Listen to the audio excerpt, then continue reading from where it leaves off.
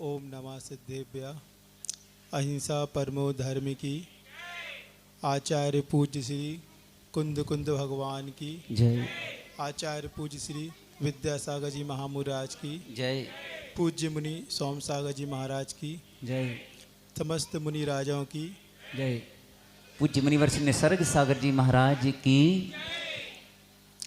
खम्मामि सब जीवानम सव्वे जीवा खमंतु में मिट्टी में सब भूदेशु वैरम मज्जम न केन्वी।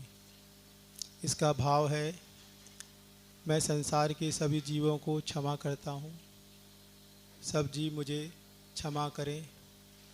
मेरा सभी जीवों के मैत्री भाव है, मेरा किसी के साथ भी बैर का भाव नहीं है। आज उत्तम आकिंचन धर्म के ऊपर मैं अपनी बात रखूँगा।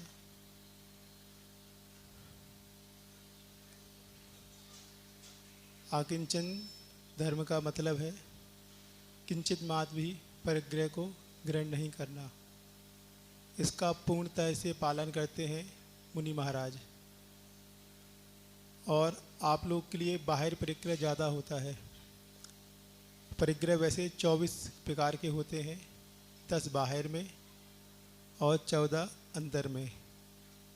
एक गाथा आती है प्रतिक्रमण में, मिच्छत्वे राया तहेब हासादियाए छद्दोसा चत्तारी तह कसाया 14 अभ्यंतरम गंथा।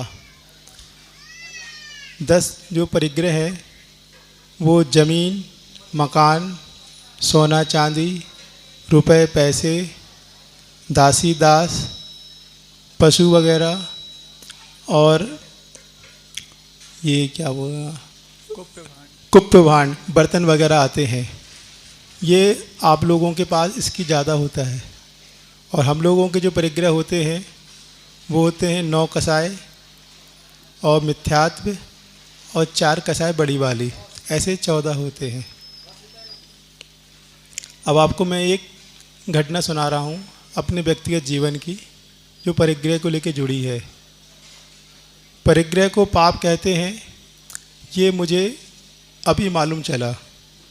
बचपन में इसको हम जानते नहीं थे कि परिग्रह पाप होता है कि नहीं होता है। काफ़ी छोटे थे तो पहली बार साथियों के साथ समेत शिखर जाने की यात्रा की योजना बनी। तो जब ये योजना बनी तो हम लोगों ने जाने की तैयारी करना चालू कर दी। तो वहाँ का कैसा मौसम रहता है उस हिसाब से यहाँ से अपना पूरा सामान इकट्ठा करना चालू कर लिया। बात है ये 1995 दिसंबर की। तो ठंड का समय था उस समय।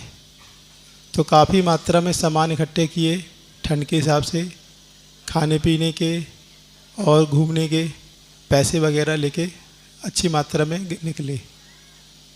जब वहाँ पहुँचे, पहली वंदना करने के लिए तैयार हुए तो ठंड का मौसम काफ़ी था। तो हम लोगों ने काफ़ी कपड़े मोटे वाले पहन रखे थे, बहुत सारा सामान इकट्ठा कर लिया था, टार्च है, ये सब चीज़ें। और जैसे चलना चालू किया, ठंड बहुत थी तो उसमें बहुत सुख मिल रहा था उन सारी सामग्रियों से। जब चढ़ते चढ़ते ऊपर पहुँचे तो गर्मी इतनी बढ़ गई कि पसीना आने लगा। एक एक कपड़े, एक एक वस्त्र भार लगने लगे। उन सबको ऐसा लगता था कि कब उतार के अलग कर दें। फिर इसके बाद भी कुछ सामान तो यहाँ वहाँ छोड़ दिया।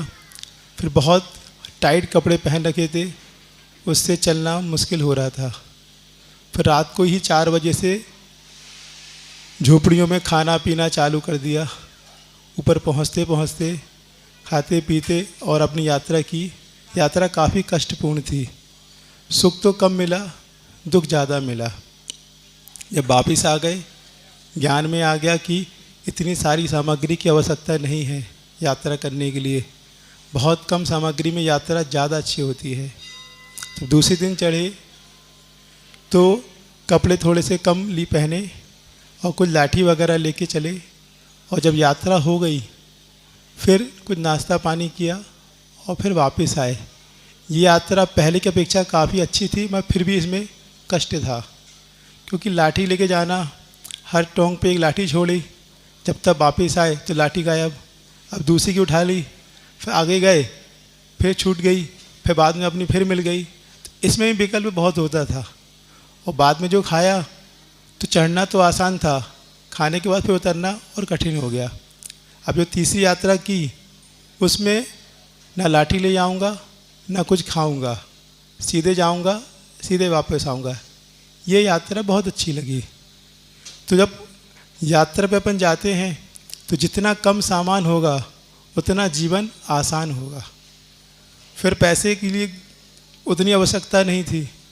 उस समय मात्र टिकट होती थी 200 रुपये के आसपास, 200 जाना 200 आना, रुकना खाना पीना तो 1000-1200 पिताजी ने दे दिया। मगर लगा कि कुछ और आवश्यकता पड़ेगी तो पर्सनल पैसे इकट्ठे किए, 6-7 हज़ार रुपये लेके गए। जब यात्रा पूरी हो गई फिर टिकट वापसी की बनवाई, उसका भी पैसा दे दिया। इन सब के बाद भी 3000 रुपये के आसपास बच गया। तो फिर लगा इतना सारा पैसा रखा हुआ है, क्या मतलब फालतू ले जाने का, चलो एक काम करते हैं यहीं पे छोड़ देते हैं। और वहाँ पे कहते थे कि शाम को 7 के बाद गाड़ियाँ नहीं चलती, वहाँ लूटपाट बहुत होती है। और बिहार का ये माहौल था कि 500 रुपये के लिए लोग वहाँ गोली मार देते थे। तो लगा कि ये पैसे लेके जाएंगे, कहीं ऐसा ना हो कि अपने ऊपर कुछ जान पे बन जाए। तो वहाँ पे कहा कि दान कर देते हैं। तो उन्होंने कहा कि एक काम करो, आप 31 रुपये दान कर दो हवन सामग्री में, आपके पिताजी के नाम पे हम वहाँ एक लिस्ट लगा देंगे। हमने ठीक है ये चल जाएगा। तो उनको पैसे दे के अपनी यात्रा कर ली। तो हम आपको यहाँ बताना चाहते हैं कि उस समय ये परिग्रह होता है ये जानकारी नहीं थी। बस ये था कि ये चीज़ छोड़ने में सुख ज़्यादा मिल रहा था, जबकि संग्रह करने में उतना सुख नहीं मिला। फिर वापस आ गए, तब से ये आदत पड़ गई दान करने की। तो सबसे पहला दान हमारा था 3100 रुपये का। इसके पहले हमने कभी दान नहीं किए। जब लोगों को बताया घर पे तो उनको बड़ा आश्चर्य हुआ कि इतना सारा दान क्यों कर दिया, क्योंकि पहले 50 रुपये दान कर देते थे, यही पर्याप्त था। फिर आगे और भी मौके मिले दान करने के, सब छोटे छोटे से दान किए। फिर आगे हमें शादी करने का विचार नहीं था और ये लग रहा था कि विचार सही है कि गलत है, इसलिए लोगों से पूछताछ करते रहते थे, मन देखते थे लोगों का कैसा है। तो एक व्यापारी थे हमारे, उनकी शादी हो गई थी। हमने एक दिन पूछा, भाई आपकी शादी की लाइफ जो पहले की थी और बाद की लाइफ है, दोनों में अच्छी लाइफ कौन सी थी? तो उन्होंने कहा कि अकेले चलो और किसी को लाद के चलो, दोनों में अच्छा कौन सा है? हमने अकेले चलना। तो फिर मुझे याद आ गया कि जब हमने शिखर जी की यात्रा की थी तो बहुत सामान लाद के चले थे, वैसा शादी वाला होगा। तो फिर लगा कि नहीं, हमारा निर्णय एकदम सही है, अकेले चलना बेहतर है, किसी को लाद के चलना बेहतर नहीं है। तो ये हमारा ठीक हो गया। फिर जीवन आगे बढ़ता गया और हमारी बिजनेस को हमने धीरे धीरे कम कर दिया, क्योंकि मुझे दीक्षा लेनी थी।